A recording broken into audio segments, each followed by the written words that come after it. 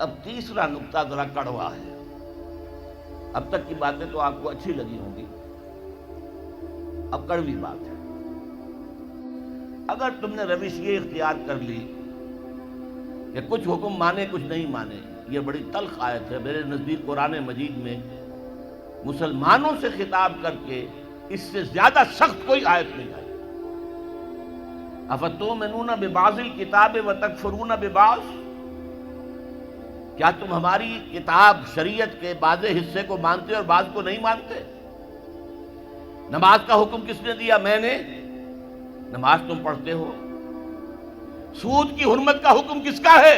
میرا ہے، اور اسے تم چھوڑنے کو تیار نہیں ہو. کیا یہ میرا حکم نہیں؟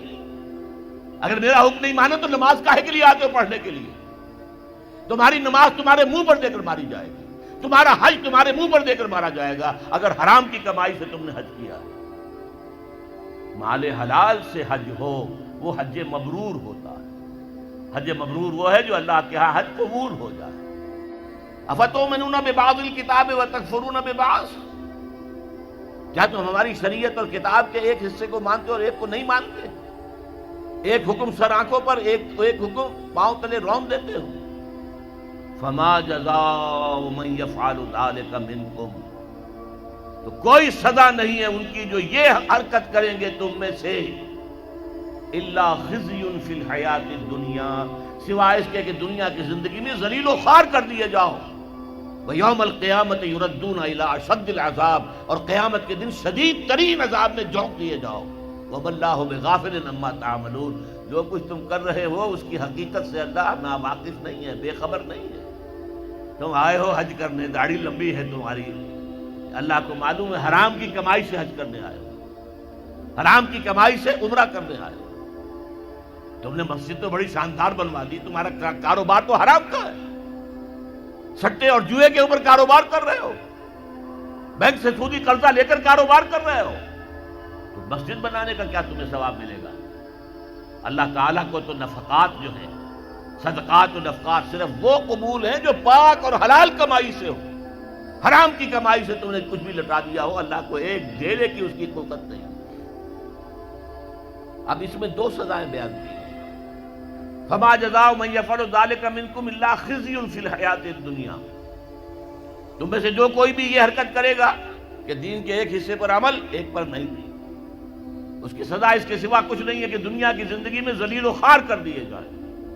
یہ تو نقد ہے جو دنیا میں ملتا ہے، اور آخرت میں جو سزا ملے گی وہ یوم القیامت یردون الی اشد العذاب، اور قیامت کے دن شدید ترین عذاب میں جھونک دیے جاؤ. اب آپ دیکھیے، پہلا عذاب تو ہماری نگاہوں کے سامنے ہے، ہمارے ماتھے پر لکھا ہوا ہے. آج ہم بعض لوگوں کے نزدیک 150 کروڑ انسان ہیں مسلمان، ہر چوتھا انسان مسلمان ہے.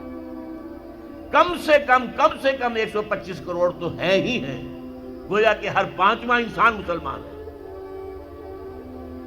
کتنا بڑا علاقہ ہمارے قدموں تلے ہے. جائیے ادھر انڈونیشیا کے دور درازوں سے چلیے، جو جزیرے ہیں ان سے، اور چلے جائیے موریتانیہ تک، سالڈ علاقہ ہے مسلمانوں کا. بیچ میں آپ سوچیں گے ہندوستان بھی تو آ گیا، وہ مسلمانوں کا نہیں. 20 کروڑ مسلمان ہیں ہندوستان کے اندر. آج بھی دنیا میں سب سے بڑی آبادی کسی ملک میں جو ہے وہ ہندوستان میں ہے مسلمانوں. اللہ تعالیٰ نے ہر طرح کی نعمت دی ہے، ہر طرح کی معدنیات ہمارے پاس، ہر طرح کی نباتات. سب سے بڑھ کر آج کی دنیا کی قیمتی ترین شے تیل کا سب سے بڑا ذخیرہ یا ذخیرے مسلمانوں کے قدموں تلے. اس سب کے باوجود کیا مسلمانوں کی عزت ہے کوئی دنیا میں؟ کوئی حیثیت ہے؟ بین الاقوامی مسائل میں کوئی آپ سے مشورہ کرتا ہے؟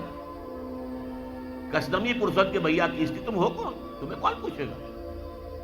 ہم تو G7 بیٹھیں گے، G8 آ جائیں گے، G13 آ جائیں گے، G15 ہوں گے، اور کوئی مسلمان ملک نہ G7 میں، نہ G15 میں، نہ 3 میں، نہ 13 میں، کہیں نہیں.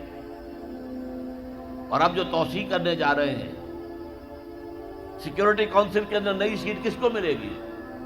سعودی عرب نے حال ہی میں کہا یہ مسلمانوں کا حصہ ہے. کیسے حصہ ہے مسلمانوں کا؟